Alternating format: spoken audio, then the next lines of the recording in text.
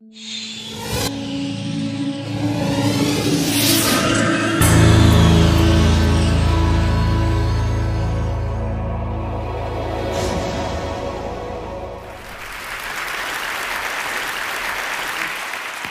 wonderful to be here, to talk about my journey, to talk about the wheelchair and the freedom it has brought me. I started using a wheelchair 16 years ago when an extended illness changed the way I could access the world. When I started using the wheelchair, it was a tremendous new freedom. I'd seen my life slip away and become restricted. It was like having an enormous new toy. I could whiz around and feel the wind in my face again. Just being out on the street was exhilarating. But even though I had this newfound joy and freedom, people's reaction completely changed towards me. It was as if they couldn't see me anymore, as if an invisibility cloak had descended. They seemed to see me in terms of their assumptions of what it must be like to be in a wheelchair. When I asked people their associations with the wheelchair, they used words like limitation, fear, pity, and restriction. I realised I'd internalised these responses, and it had changed who I was on a core level.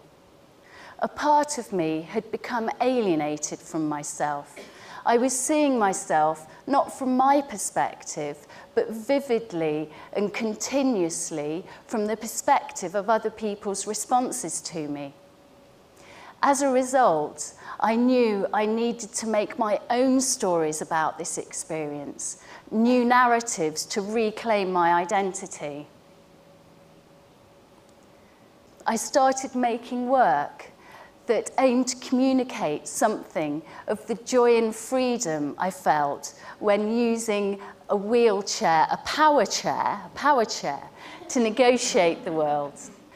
I was working to transform these internalized responses, to transform the preconceptions that had so shaped my identity when I started using a wheelchair by creating unexpected images.